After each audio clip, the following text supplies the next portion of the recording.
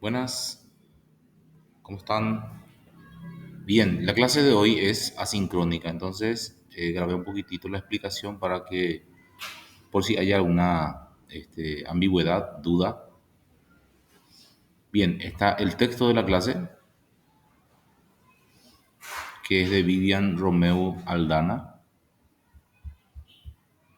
Después está un breve resumen del texto, donde se explica también el texto con otro texto, verás, más sencillo. Y después tenemos la diapositiva de la clase, la presentación diapositiva que está en la plataforma Prezi. Bueno, abro entonces la teleología de la comunicación humana.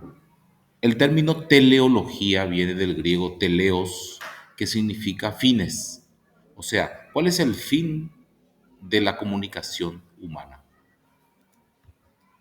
La comunicación humana es un proceso de comunicación individualizado, ético y transformador, desarrollando a través de ello la idea de que las relaciones de sentido gestadas durante el diálogo no solo constituyen el punto de partida de la comunicación humana, sino también el germen de la autorreflexión como fin último de la misma. El germen de la autorreflexión como fin último de la misma. Galende afirma que la subjetividad no existe fuera de la cultura y viceversa. Se comprende en un lenguaje cultural y de esa cultura, más vale.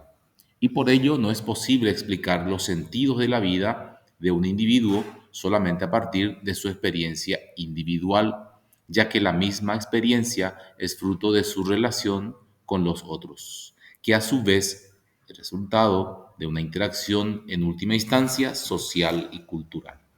Por su parte, Gadamer sostiene que es justo esa relación, fusión entre sujeto y la historia, la cultura y lo social, lo que gesta el diálogo, ya que para él apunta hacia la comprensión de sí mismo como instancia reflexiva potencial de apertura a lo diferente. Por su parte, Foucault, Michel Foucault, inspirado en los postulados del psicoanálisis y del estructuralismo, describe un sujeto extremadamente débil, sujetado y sometido al discurso dominante, en tanto lo entiende como discurso resultante de la imposición de formas externas del poder, ya que para el filósofo francés el discurso no es solo producción verbal, sino también mecanismo de acumulación, circulación y funcionamiento de la verdad.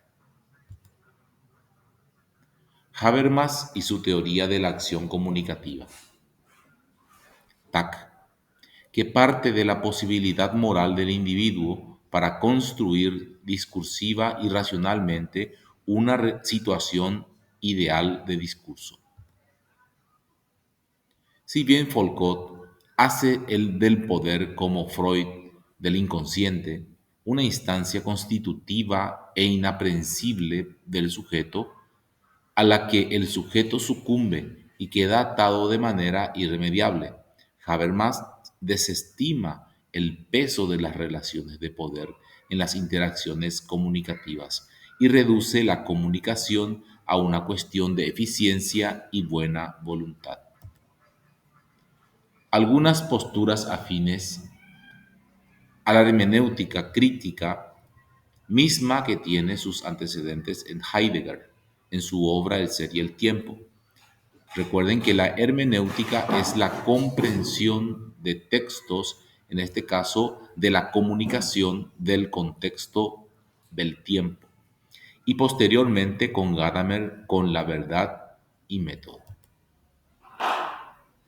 Heidegger, la concepción del ser atado al lenguaje, no solo hace loable la idea de que el sujeto se constituye a través de la historia, sino que lo despoja al mismo tiempo de la robustez propia de la tradición metafísica.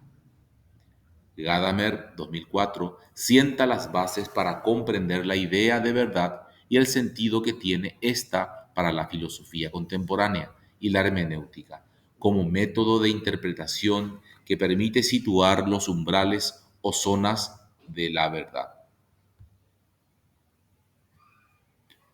Paul Ricoeur, al reconocer el peso del locus de poder en la interpretación del hombre sobre su propia existencia, afirma el carácter mediado por el lenguaje de la autocomprensión a través de los textos, símbolos y signos que configuran la existencia y que condicionan la interpretación que hacemos de ella. Cuando el lenguaje da forma al mundo, lo modifica, haciendo encajar al mundo en el lenguaje. Ello significa que la experiencia individual y social está atravesada además de por las mediaciones propias del sistema de percepción humano, por las del lenguaje que deviene, en tanto la experiencia de sentido compartida, escenario intersubjetivo de intercambio de información significante entre el hombre y su entorno.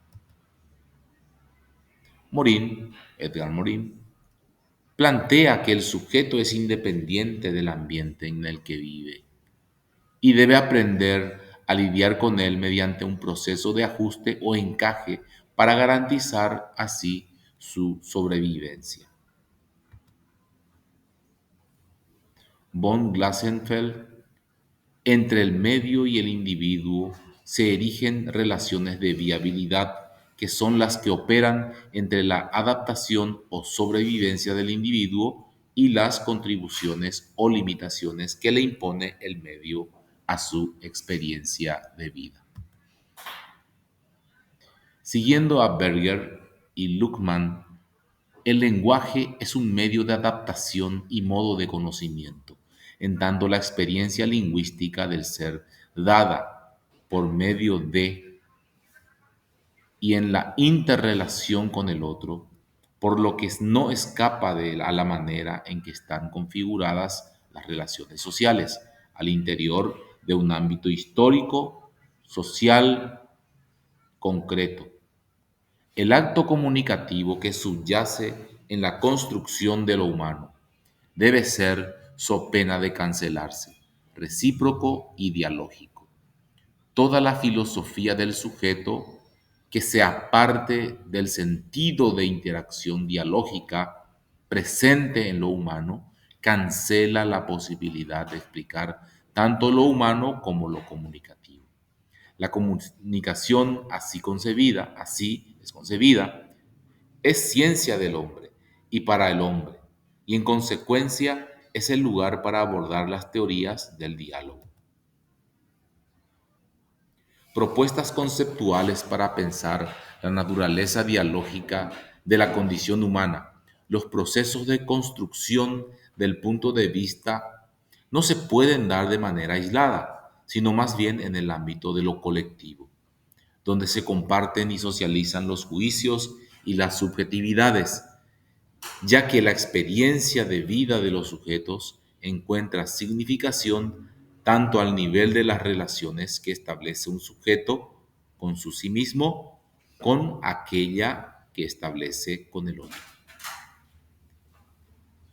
Castoriadis sostiene que la subjetividad se construye como un flujo de representación, intención y deseo que no está totalmente sujeto a la determinación, pero tampoco a la funcionalidad biológica del sujeto, pues es la realidad social e histórica que el sujeto se reconoce como individuo y colectividad. Las relaciones dialógicas son para Martin Buber relaciones de involucramiento, en la que el yo participa del tú, aunque no se funde con él, mismas que excluyen a la dominación y utilización. El diálogo tiene lugar tanto espacio de encuentro recíproco. Emmanuel Levinas, el ser para el otro como al momento ético de respeto a la alteridad. Para este filósofo lituano, el ser es histórico, pero alcanza su trascendencia en su apertura al otro, o sea, en la experiencia de compartir la existencia con lo que es esencialmente empática no lingüística. Tanto para Buber como Bakhtin y Levinas, el diálogo cobra un sentido relacional e incluyente que se expresa en el tener en cuenta A, mediante la autorreflexión, y esta propuesta a su vez concuerda con la de Paulo Freire sobre el sentido de la horizontalidad en el diálogo. Para Gianni Battimo, como se podrá apreciar, la trascendencia del ser no está en el poder para transmitir o entender los significados, sino en dialogar interpelativamente con ellos. Diálogo y autorreflexión. Propuesta para una discusión necesaria. Maffesoli comenta que la comunicación es la única vía para comprender la realidad del hombre, y mediante la comunicación pueden los seres humanos salir de sus cuerpos personales e integrarse a la realidad del otro, o sea, al cuerpo colectivo de la comunidad. El término de comunicación solidaria se le debe a Martín Serrano, quien la define como un criterio para comprender el papel de la participación social en el bien común. Para el sociólogo español, la comunicación es un mecanismo evolutivo con mayor valor adaptativo que permite la selección de formas de información y comunicación que sobreviven o no ante el necesario intercambio de energía entre un organismo y su entorno. En ese sentido, consideramos que dichas subjetividades son las que posibilitan el intercambio de información imprescindible para el surgimiento y desarrollo de la vida humana, desde una condición solidaria que permiten la adaptación y aceptación del otro. Se ha analizado la relación entre el diálogo y sujeto, la subjetividad y la interpretación en la comunicación humana. Se enfatizó que el diálogo va más allá de la transmisión de información, siendo un proceso que fomenta la autorreflexión y la construcción de la subjetividad. Además, se concluyó la influencia del poder y la libertad de las interacciones comunicativas, considerando cómo se distribuye el poder y la importancia de garantizar la comunicación libre. También se destaca el papel central del lenguaje en la construcción de la subjetividad y la experiencia humana, y se subraya la participación activa de los sujetos en la interpretación de los mensajes. En resumen, el texto examina la interrelación de estos elementos en el contexto de la comunicación. Y ahí termina la diapositiva en cuestión y vemos la breve tarea que se presenta a continuación, que es un comentario en línea. Dice, responde a la pregunta en el espacio respectivo, ahí está, de qué manera se plantea el texto, el diálogo y la autorreflexión. Recordando que el diálogo es el proceso y la autorreflexión el objetivo a partir de la comunicación dialógica. Bien, hasta ahí entonces la clase de hoy, que es asincrónica.